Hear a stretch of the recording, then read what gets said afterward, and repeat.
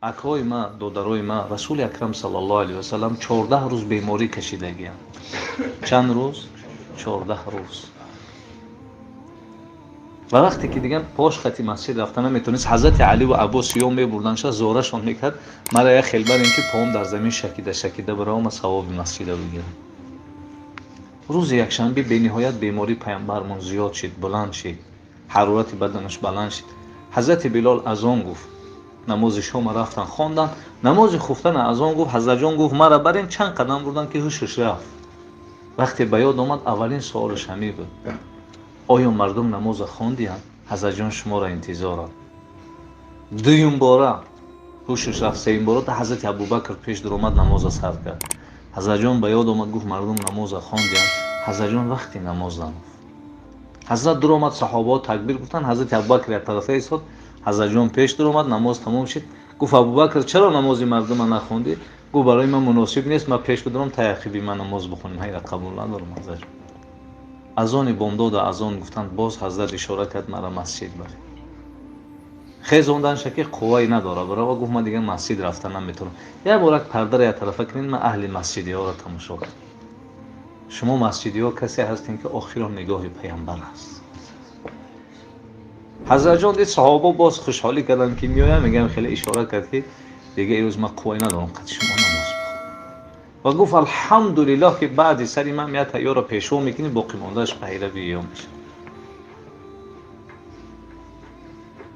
афтоб буромад, оиша модар мега ман эҳсос кардам ҳазрати Ҷибрил меҳмон шид. гуфтанд дидиш? гуфт ҳамун оятҳои Қуръон нозил мешид, баданаш гарм мешид, ҳазрат ҳамун хел шид. ҷибрил омад, гуфт расулуллоҳ худо саломат мега. ва баъди салом мега бандаи ман ихтиёр дора, буфораш дунё, буфораш пеши ман омадан, лекин ҳамин қабул гӯ ки ман иштиёқи дидори ҳабибам дорам. гуфт бародар Ҷибрил, албатта ман пеши худо рафтан ихтиёр дорам, не ки ариза дорам. аризаҳо чи аст? гуфт худо баъди сари ман болои уммати ман чӣ кор мекунад? ҷибрил, мақсадат чи аст? расулуллоҳ бугӯ, ошкор гӯ. худоё чӣ хел умматҳои пешина ҳалок кард, худо умматҳои маро накард. гуфт аризат қабул аст. боз хоҳиш дорӣ? гуфт ҳамин шафоати уммати гунаҳгора худо дар дасти ман буд. гуфт худо мега агар умматҳои Муҳаммад танбалӣ накунанд, пеш аз марданашон 7 рӯз пеш тоба кунанд, мебахшимшон. бародар Ҷибрил, 7 рӯз дер мешавад. гуфт 3 рӯз, гуфт 3 рӯзам дер аст. гуфт ҳадди ақал пеш аз ое ки мард дар ҳашрон ғарғара мекунад, як бор калимаи шаҳодат авад. гуфт ман тайёрам, Азроилро бугӯ буд. оиша модар мега ман эҳсос кардам Азроил омад. гуфтанд Азроила дидӣ? гуфт рухсорҳои мубораки пайғамбар субҳ буд, сурхи рӯш рафт, ранг рӯш кам мегуфт. дигар садои пайғамбар намебуромад, аз лабҳош мефаҳмидам чӣ мегӯяд.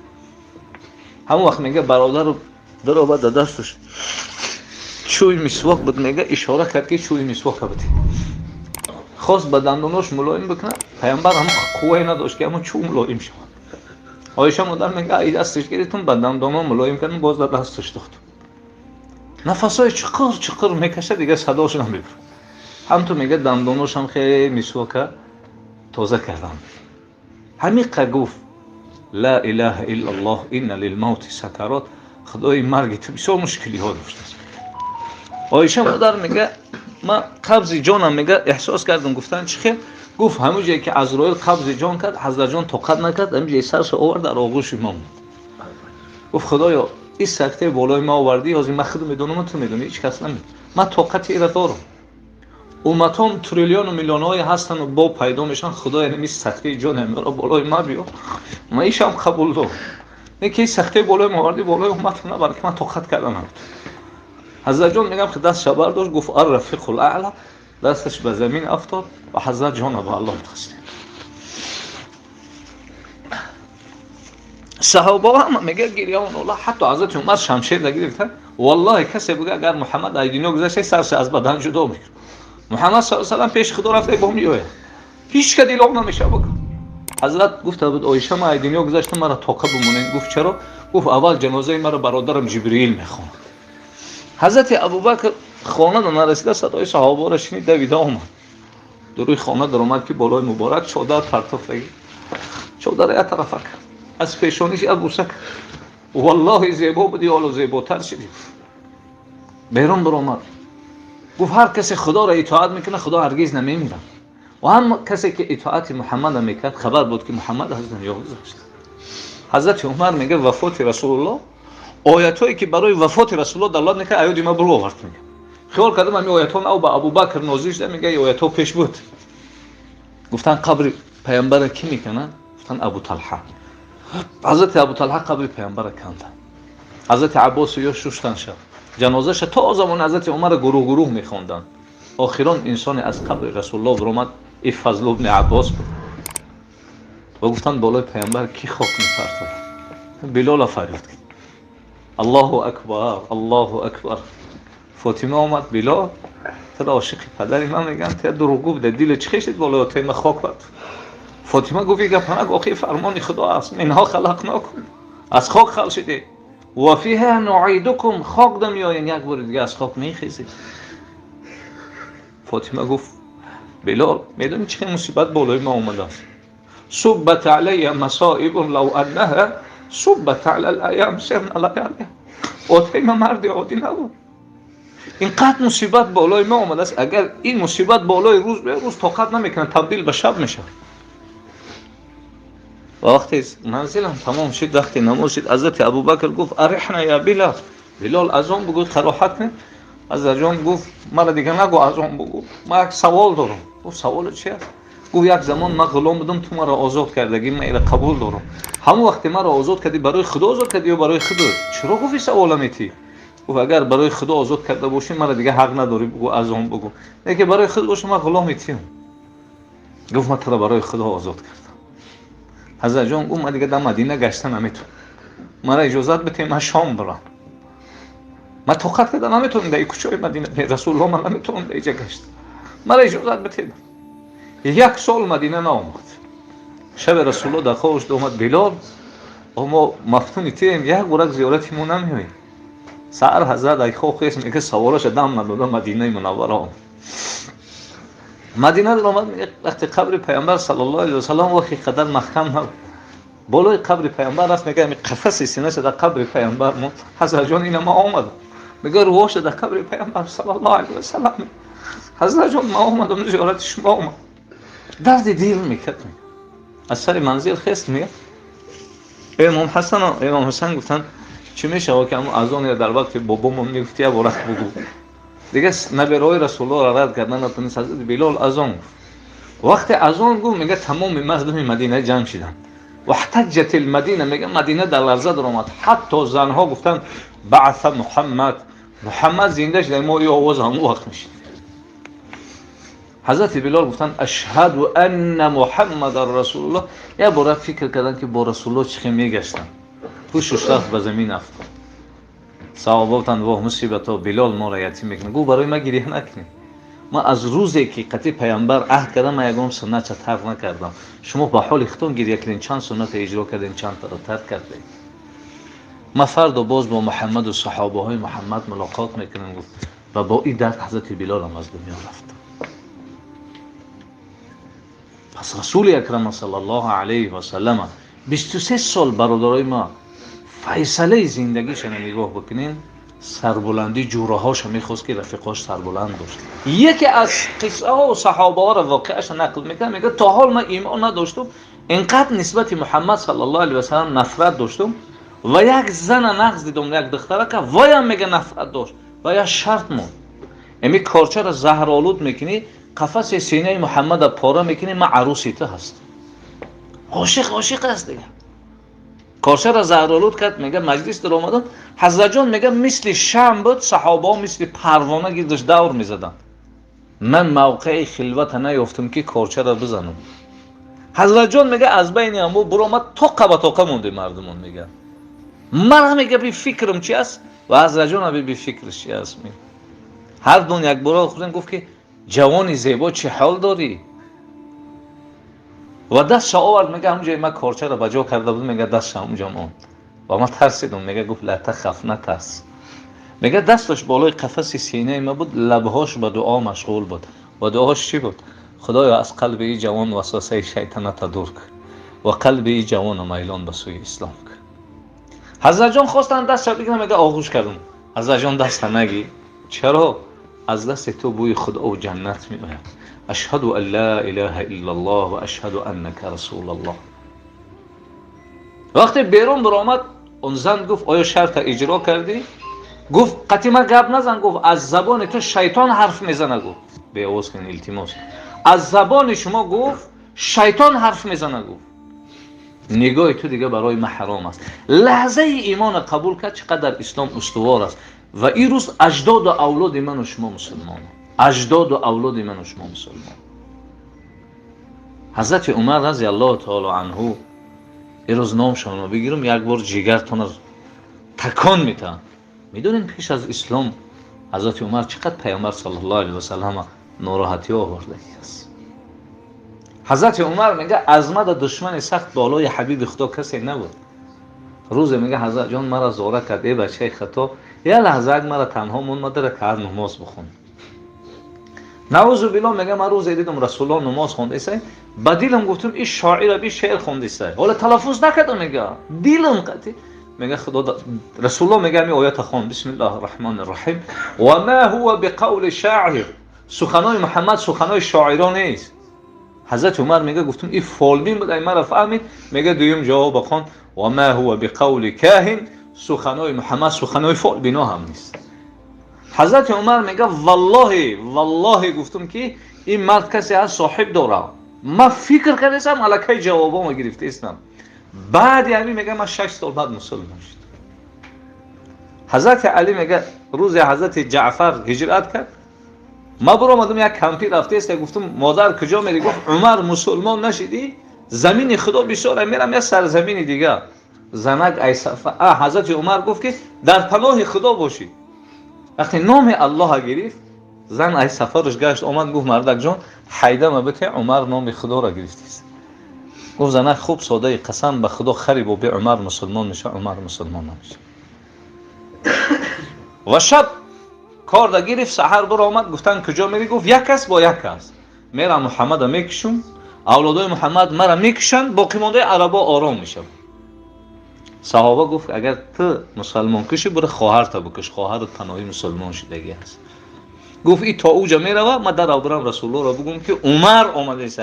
وقتی عمر شمشیر دا میبرورد از غلاف تا به مقصدش نمیرسید دوباره نمیموند.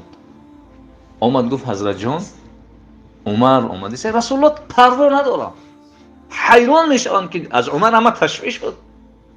زیرا حضرت عمر همون شب قصد کشتن رسول الله را کرد. همون شب رسول الله این دعا را کرد. رفت به پیش خانه ابوجهل و عمر گذشت.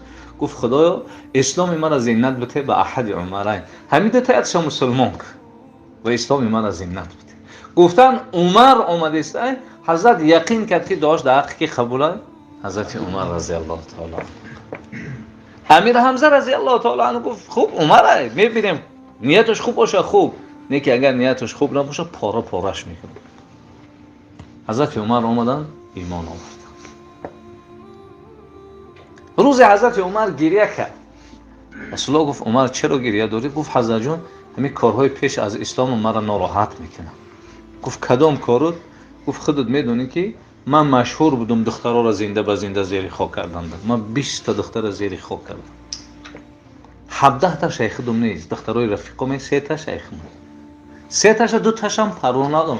دخترچه سیما وقتی گرفتم صحرا میرفتم. دخترچه ناز میکرد با پدرش استراحت رفته. گیرگیردی ما بازی میکرد. من قبرش میکندم خاکا در ریشای ما میچسبید. میومد آتجان گفته ریشای ما را تازه میکرد و نمیدونست که قبرش است. و ماندمش با چیزی و از بین زدمش ناله کرد. آتجان من چی گناه کردم این معامله را نسبتی من؟ هر بار همین جای قصه دا میومد رسول الله چی میگفت؟ اعید یا عمر. عمر یه بار دیگه قصه تا ایسر کرد. همین جا میرسید رسول گفت عمر اگر اسلام قبول نمیکردی آتش جهنم انتظارت بود. و این اسلامی کارایت را از بین برد. رفیق خوب انسان از چه حالت به چه حالت میاد. رسول اکرم 6 تا فرزندش با دست خودش در لحد موندگی. 6 تا فرزند. بچه‌ش ابراهیم 8 ماه بچه که در لحد میمون. حضرت عمر میگه نگاه کردم همین خیریه داره که از پشت علکه تریریش میبینی. یا صحابه گفت حضرت جان ما را میگه گریه نکن خودت گریه داری کو. گفت خدایا بمبری. گفت در روز ماتم مادر دیگه این ششم فرزند من در لحد میمونم. من دیگه آبای دیده من نمیتونم قپیدم، من دیگه قلب من قپیده نمیتونم. لیکن من سخنی نمیگم، ای سخنی من خدا خفه شد. و بخی گوش همون کودک دا گفت که ابراهیم جان حال خدا میپرسد بنده ای که هستی و امتی که هستی و کدام دین ده هستی. وقتی گشت نگاه کرد عمر گریه داره. گفت عمر چرا گریه میکنی؟ گفت حضرت جان خدای کودک بپرسه مرا میمونم، اگر خدا مرا بپرسه من چی جواب میدم؟ روز رسول الله صلی الله علیه و سلم حضرت عمر هم خیلی با علم تماشا میکرد. گفت حضرت جان مرا چی علم قد تماشا کردی؟ گفت عمر همین فکر دارم که روز تو میبری و رفیقات زیر خاکت میکنن تا کم میمونند میآیند تو او دو پرسنده میای میپرسه تو چی جواب میداده باشی؟ من همون فکر دارم. حضرت جان گفت همین عقل دارم خدا دوباره ما میته. گفت بله. گفت با همین عقل شناختمش با میشناسم. حضرت جان گفت عمر من میدونم تو چی جواب میدی. گفت چی؟ گفت همینجا تو را میپرسن خدای تو کی است؟ تو او را سوال میده اول خودتون بگین که خدای شما کی است که میگین مرا میپرسن. روز حضرت عمر پیامبر دست خبید. گفت عمر مرا دوست میداری؟ گفت بله حضرت جان. گفت مرا زیاد دوست میداری اوتتا؟ گفت شما را اوچت هر کسی را میگفت آخرون مرا زیاد دوست میداری یا خطا؟ حضرت جان من ایت زیاد دوست میدارم. گفت حالم ایمانت کامل نیست. بیرون برآمد بچهش تشویش. گفت آتا جان چرا تشویشی؟ گفت رسول الله میخواد سوال داد میخواد جواب دادم. چرا؟ گفت آتا جان نگفتی رسول الله تو را زیاد دوست میدارم؟ بچه‌م گفت ولی این نفس ما دو سوال میکنم. ای نفس خطاب، ای نفس عمر، تو پگه پیش خدا میری با عملای خودت میری یا با شفاعت پیامبر؟ گفت آتا جان نفس چی؟ گفت نفسم گفت من با عمل عملایت نیستم، من با آرزو و شفاعت پیامبر پیش خدا میرم. و دویم سوال گفتم این نفس تو زیاد محتاج به من یا پیامبر؟ گفت نفس چی؟ گفت نفسم گفت که ای عمر استد هم زیاد محتاج به پیامبر. دوباره اومد دستی پیامبر قپید. حضرت جان گفت از خودم دام تو برای من عزیزی. حضرت جان گفت عمر نو ایمانی تو کامل شد. حضرت جان با کارچه زدن، نگفت در کجا با کارچه زدین مرا. بچه‌م گفت همین آدمی مرا با کارچه زده ببینین مسلمانه یا کافر. پدر گفت فرقش چی کشنده مسلمان باشه؟ گفت ببینین دیدن گفتن کافر است. گفت الحمدلله. گفتن چرا تو الحمدلله میگی؟ گفت اگر کشنده من مسلمان میشید خدا عذابش میداد. من نمیخوام برای من یک مسلمان عذاب بکشه. من نمیخوام برای من شده امت رسول الله عذاب بکشه. ولی عذاب میکشه من کافر است عذاب کشیدن. یه نفر تا حال ایمان نآورده بود میگه من نعوذ بالله نسبت محمد اینقدر نفرت داشتم. رفتم رسول الله با صحابه ها در مسجد بود، من راستا پیشاب کردم. میگه صحابه های حبیب خدا چی گفتن؟ مه یا رسول الله. وای وای حضرت جان این چیکار کردی است؟ اجازت سرش از بدن جدا کنیم. حضرت جان فرمودن ما انسان های مسجدی هستیم، ای غیر مسجدی باید فرق کنیم. مانن پیشاب شد تا آخر کنم. فریادش کرد گفت برادر اینجا مسجد هست، این جای مقدس ترین مسلمان ها هست، اینجا جای پیشاب کردن نیست. میگه لحظه فکر کردم شخصیتم شخصیت مقدس و مکانم مکان مقدس، اما در مقابل این عمل زشتی من اینقدر مهربانی جواب. اگر پیش پدرم دا میکردم یا شلاق میزد، پیش رفیقم دا این کارا میکردم میگفت تو برادر من هستی مرا حرمت نکردی در پیش من پیشاب کردی. این کی است که از پدرم بالا و از رفیقم رفیقتر و رفتن چیکار کردن؟ اشهد ان لا اله الا الله و اشهد ان محمد رسول الله افته ایمان. پس اخلاق حمیده حبیب خدا را دیدن ایمان آوردن. همه ما اهل سنت و الجماعه ایمان داریم که بعد پیغمبر بزرگترین کی است؟ ابوبکر صدیق است. ابوبکر است. همه حضرت جان میآید دخترچش ببین شرم نمیداره، میآید دخترچش میپرسه که دختر جان کنی ببین من همه سنت های پیغمبر اجرا میکنم یا نمیکنم؟ گفت آتا جان همه سنت ها را میکنی یکی از سنت ها نمیکنی. گفت بچه‌م کدام سنت ها؟ گفت همین همسایه یهودی نابینایی داریم که حضرت جان هر روز میبره افخاتش میته، آتا جان شما نمیکنی نمیکن. فردا حضرت ابوبکر صدیق رضی الله تعالی عنه و ارضاه پیش از حبیب خدا افخات برد. اون مرد که افخات دادن گرفت، اون مرد سوال کرد که اون مرد که هر روز مرا افخات میداد کجاست که این روز تو آمدی؟ حضرت ابوبکر گفت تو چشم بینا نداری، اون مرد از ما چه خیلی فرق میکنی؟ گفت اون مرد کسی بود که خیلی بوی خوب داشت، من همون بو را حس نکرده استم. عایشه مادرمون رضی الله تعالی عنها میگه حبیبی خدا می اومد، من از خواب بیدار میشیدم. گفتن ناراحتت میکرد؟ گفت بوی خوش حبیبی خدا مرا از خواب بیدار میکرد. روز حضرت علی رضی الله تعالی عنه آمد، فاطمه دختر حبیب خدا بیرون برآمد. حضرت علی گفت فاطمه پدرت آمده بود؟ گفت کسی خبرت کرد؟ گفت نه، بوی خوش و شالم در خانه ماندگی هست. حضرت جان عجیب بوی زیبا داشتن. دویم گفت وای مرد نسبت من خیلی مهربانی میکرد، تو نتونستی مهربانی کرده. و سوم گفت ای دستی او، من هر چیزی میخوردم معدم حل میکرد، ولی مرا معدم حل نداره، تو او مرد نیستی. حضرت ابوبکر حیران ماند، گفت پدر با او مرد صحبت میکردی یا نمیکردی؟ گفت بله. گفت درباره چی صحبت میکردی؟ گفت میگفتم هوشیار شو، نعوذ بالله در همین مدینه یک محمد جادوگر پیدا شده، همه را از دین باباگیش میبره، دین خچه یاد دسته. گفت بعد شنیدن این کلمه ها معاملش چه خیلی میشید؟ گفت مهربانیش دوباره تر میشید. پدر میدونی آن مرد که است؟ گفت نه. گفت خودی محمد صلی الله علیه و سلم. گفت من این قدر تحقیرش کردم و او قدر مرا دوست داری؟ اشهد ان لا اله الا الله و اشهد ان محمدا عبده و رسوله. پس اخلاق خوب، اخلاق حمیده انسان از چه حال به چه حال. حضرت جان به کارچه زدن، نگفت در کجا به کارچه زدین مرا. بچه‌م گفت همه آدمی مرا به کارچه زده، ببینین مسلمانه یا کافر. پدر گفت فرقش چی کشنده مسلمان باشه؟ گفت ببینین. دیدن گفتن کافر است. گفت الحمدلله.